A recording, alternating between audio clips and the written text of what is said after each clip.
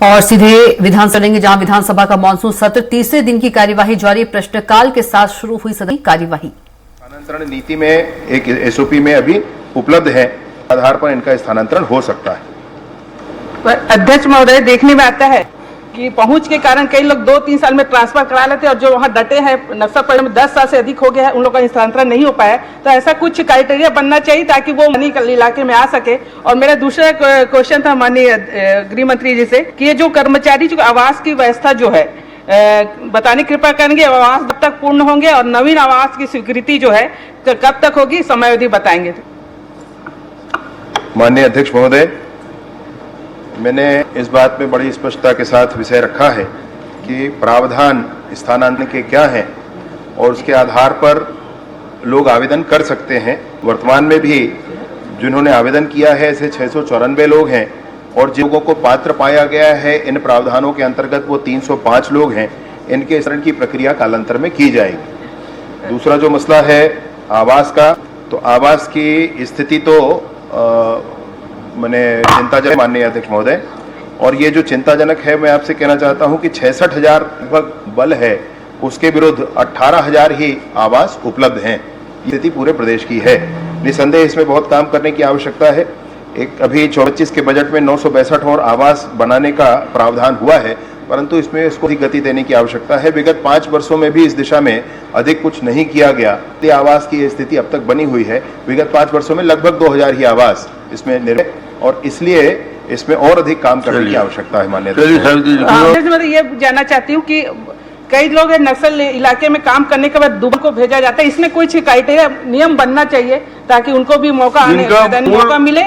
और इनका मूल विषय ये है कि 10-15 साल हो जाता है, क्या उन रहते हैं, यही इनकी चिंता है। माननीय अध्यक्ष महोदय, हो तो बताइए। अध्यक्ष महोदय, माननीय विष्णुदेव साय जी के नेतृत्व में, उनके मार्गदर्शन में एक अच्छी कार्य योजना इस पर और बन रही है। वो शीघ्र आपके यहाँ सामने आएगी। इसमें जो योग्य हो जाएंगे वो ऑनलाइन आवेदन कर पाएंगे। किसी अधिकारी के दरवाजे जाकर खड़े होने की आवश्यकता नहीं होगी और उनका स्थानांतरण आदेश उनके पहुंच जाएगा। ये व्यवस्था की जा रही है। चलिए महोदय, जैसे माननीय सदस्य जी ने पूछा, माननीय मंत्री जी ने उत्तर दिया कि 3 वर्ष क्राइटेरिया बताया गया है। मैं बीजापुर जिले की बात कर रहा हूँ। वहाँ 20-20 साल 22 साल से वहाँ पे पुलिस से जवान आज तक उनका स्थानांतरण नहीं हुआ है। और जो अब बहुत ज्यादा उसमें रहते हैं, विचरण में रहते हैं, कम से कम जो वो ऐसे क्षेत्रों में जो ज्यादा प्राथमिकता के साथ में उन जवान समय पे कैसे बाहर निकाला जाए, इससे कार्य योजना पर थोड़ा विशेष ध्यान देने की जरूरत है। नहीं, मंत्री जी बताए ना, नीति रहे हैं, उसका क्रियान्वयन करेंगे। बता दीजिए। माननीय अध्यक्ष महोदय, जो 10-20 साल अपन कहते हैं उसमें कुछ एक ध्यान देने की आवश्यकता है। जैसे आरक्षक है तो वो 10 साल तो रहेंगे, क्योंकि आरक्षक तो जिले का बल होता है और जिला बल है तो उनको जिला रहना है। एक जिले में अपना नौकरी लगाकर दूसरे जिले में स्थानांतरण ये नहीं होना चाहिए और होता भी नहीं है, कानून भी नहीं है। तो 10 साल तो उनका कानूनी है, उनको 10 साल वहां रहना ही है, उससे उनके स्थानांतरण की स्थिति बनती है।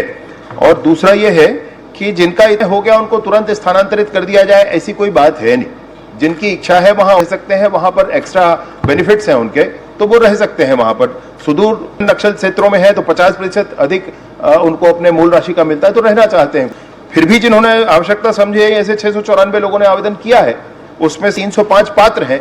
इस पर कार्यवाही की जाएगी। भैयालाल रजवाड़े जी।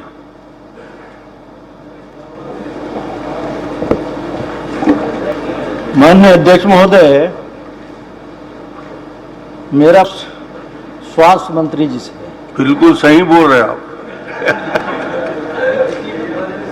क्योंकि मैं उस बारे में बहुत चिंता करता हूँ, इसलिए स्वास्थ्य मंत्री जी को चिंता कराने के लिए मैं खड़ा हुआ हूँ।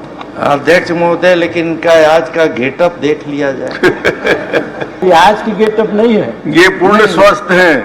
नहीं, आज और विशेष तैयारी में है। आपसे मैं कुछ ठीक लग रहा हूँ कि नहीं लग रहा हूँ? माननीय अध्यक्ष महोदय, मैं स्वास्थ्य मंत्री जी से पूछा हूँ कि बैकुंठ जिला अस्पताल में कितने सेटअप हैं अस्पताल का। गेटअप के बाद सेटअप है ना, इसलिए पूछा हूं मैं कितने सेटअप हैं, क्या यहाँ तो कौन कौन से पद भरे हैं, कौन रिक्त हैं, उनकी क्षमता कितनी है, तथा वर्तमान में और किन किन पदों स्टाफ की आवश्यकता है।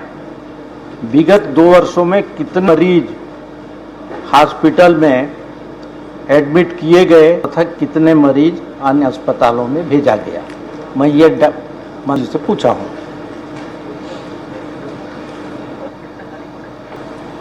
माननीय अध्यक्ष महोदय, आज ये विशेष पल है और बड़े भावुक पल हैं कि जिन्होंने मुझे एक अभिभावक की तरह एक पंचायत से लेकर यहाँ पहुँचाया और एक से व्यक्ति मेरे से प्रश्न पूछ रहे हैं, तो मैं अपने आप को बड़ा गौरवान्वित महसूस कर रहा हूँ। ये ठीक जवाब देना।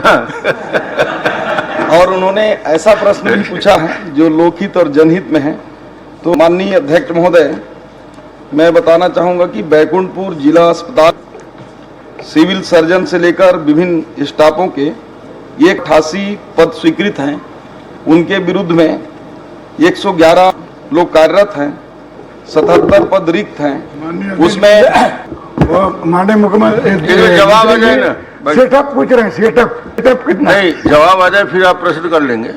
तो 77 पद जो रिक्त अध्यक्ष महोदय, उसमें 98 पद हम जीवन दमित।